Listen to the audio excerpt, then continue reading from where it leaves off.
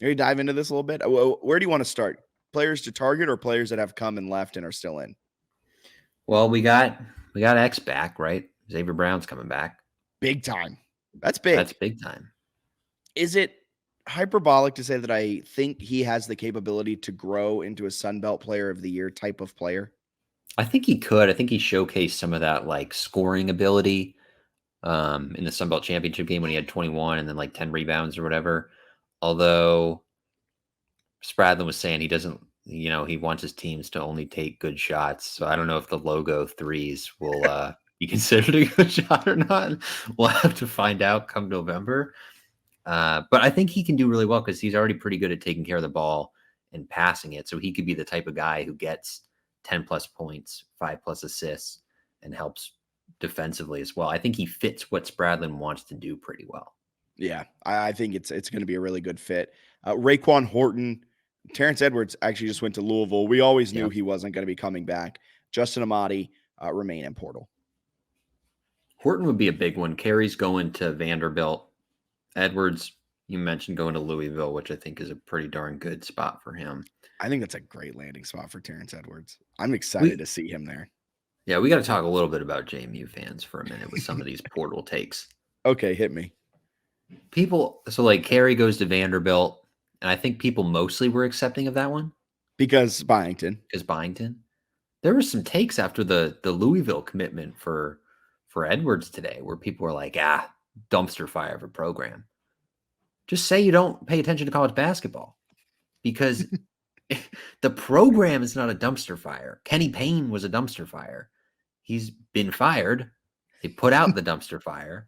They hired Pat Kelsey, who's been a phenomenal mid-major coach, who runs an up-tempo offense, which fits Edwards Terrence perfectly.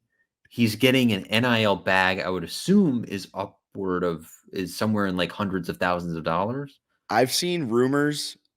It's all rumors. I haven't confirmed this of 800,000. I've also heard rumors that Kiki Jefferson got 250,000. So I would imagine that the floor is 250. The ceiling is 800 for Terrence Edwards. He's definitely getting at least 6 figures. Yes. Like he's a conference player of the year who's trying to reinvigorate a Louisville program. Their fans are awesome, right? They have diehard basketball fans. He wants to play professionally.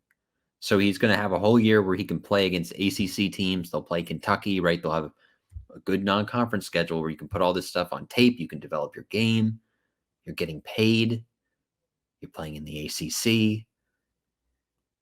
How would that be worse than coming back? 13, heck, I think you said it, 10 a game on effective and efficient shooting in the ACC looks a lot better than his 17.7 points per game in the Sun Belt.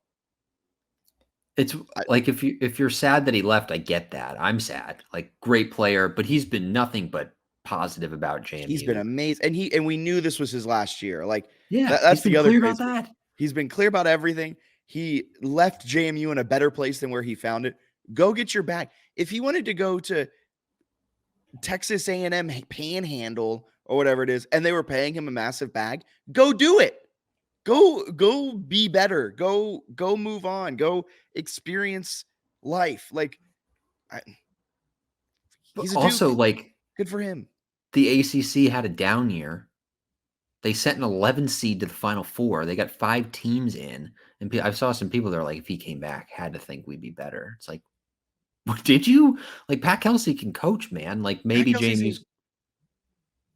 Maybe they reload and they're great, but you still got to win the conference tournament, right? JMU is, what were they going into the conference tournament? 30 wins and they still weren't going to get an at-large. Like, you can make the NCAA tournament easily as an at-large if you finish in the middle of the pack of the ACC next year. Not only that, you're teaming up with Pat Kelsey, an accomplished mid-major coach who runs, like you said, a high-tempo offense that fits Terrence Edwards' play style perfectly. Number 3, you're beloved by the JMU fans. You're never going to have to buy a beer the next time you're in Harrisonburg. For the rest of Edwards' life, he's going to be a beloved Duke. There might be a jersey hanging in the rafters one day. They might choose to retire his number. We'll see, because best player, conference player of the year on the historically, in terms of wins, best team in JMU history might warrant some sort of recognition. Besides all that, now you can go to Louisville, get a bag, potentially make an at-large, make the NCAA tournament as an at-large, or heck, maybe win the ACC if Pat Kelsey has it turned around in an astronomical quickness. But then not only that, if you help lead Louisville to this quote-unquote revival that Pat Kelsey's banging his chest about, you're going to be beloved by Louisville fans. It's a win-win. Yeah, I mean, it's just crazy to me. But also I saw some other people that are like, oh, I mean, like dumpster fire, like unless they're changing over the whole roster. They are. Okay, every scholarship player from this year is no longer like they're either in the portal or they're just gone. So they've completely overhauled the roster. They already added 2 Charleston kids, including somebody who shoots like 40% from 3 and made over 100 threes this year. And then a 6'11 freshman this year shot like 80% from 2, and Terrence Edwards. So they've already got like a core that's like a top 100 looking team. They're going to add more around that. Like, I'd be surprised if Louisville isn't a top 100 team and if Louisville doesn't make a push to be more like top 50 in fighting for an NCAA tournament berth. It seems like a really cool landing spot. Yeah. And speaking of cores being rebuilt, like what Pat Kelsey has done, Preston Spradlin has to do that here with the Dukes. 3 guys in the portal right now that I think JMU may be landing. Yes, Morehead State has 3 guys in the portal. Eddie Ricks is a 6'7 freshman wing/forward. Yeah. Real quick, they all were in the portal, I think, before this hire was announced. Ricks may have been after the hire, but Freeman has been in the portal as well as Thelwell. So this isn't necessarily as much poaching as it is taking advantage of the players that are in the portal. Yeah, kind of similar to Holy Cross, I feel like, right? Where it wasn't like a lot of the guys were out of Holy Cross options for academics.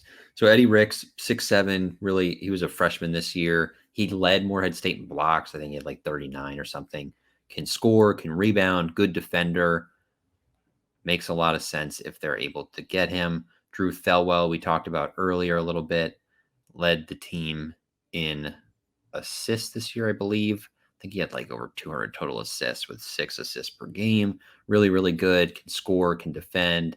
And then Mark Freeman, who is out this season with injury, wrist injury, but was last year's OVC Player of the Year, 5'11". So you're getting a point here with Thelwell, 6'3", kind of a point guard. Freeman's also a point guard. Xavier Brown's a point guard. So I don't know if they're necessarily getting all these guys, but 3 names to monitor, and I think could obviously fit the system, and then would definitely be good enough to play in the Sun Belt. Yeah, and Bronny James might slot in there as well. Yeah, that was funny when the guy was just observing that he saw like a fake Bronny James thing. It was like Bronny James in the portal, and everyone's like, "Look at this report." I don't think he's reporting that. Yeah, I think all of those fit. I think Thelwell and Freeman, it'll be interesting to see what they decide on. Freeman may actually have looks from potentially even higher up teams. He can score. OVC Player of the Year. Will be interesting to see what his market is like coming off of that injury. And kind of like Spradlin said, JMU won't be using NIL to bring people in.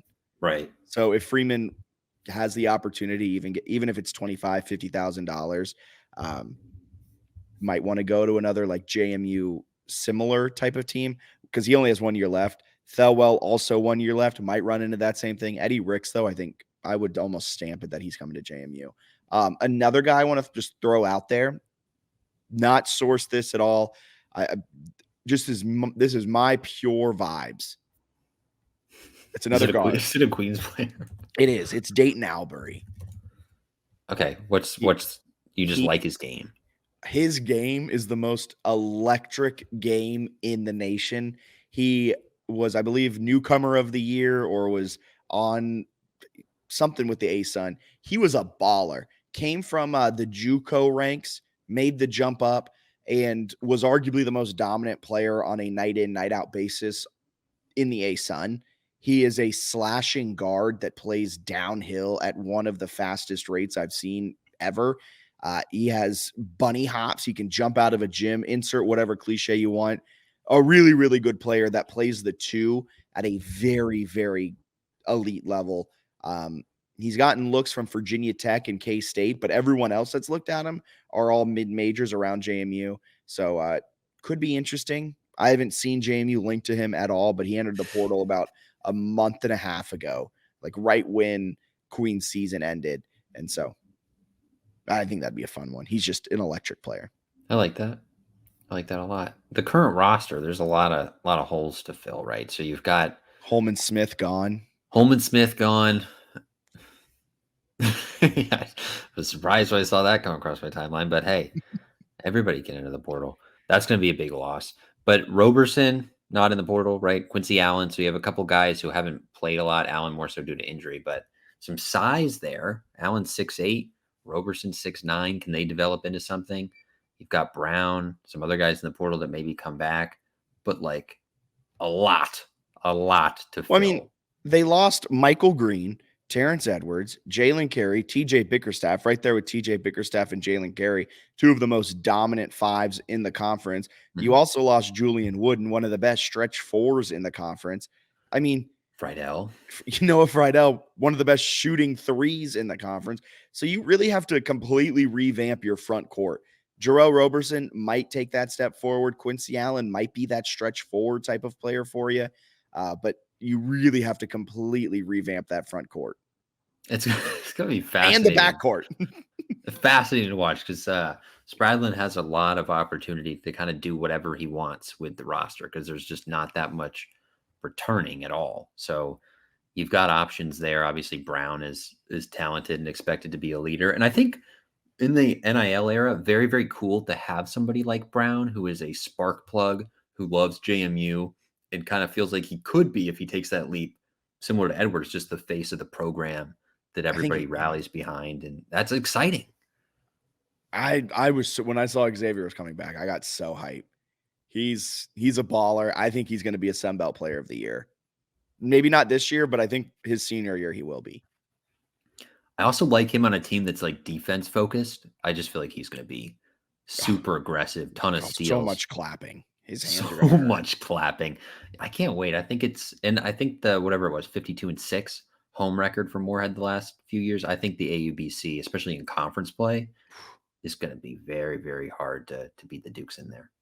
So we named Mark Freeman, Thelwell, and Ricks, three guys from Morehead. There is an interesting clause in the Preston Spradlin contract where JMU would have to pay Morehead State $4,000 per player that they get to transfer from Morehead State. Does that apply if they were in the portal before the hire was made?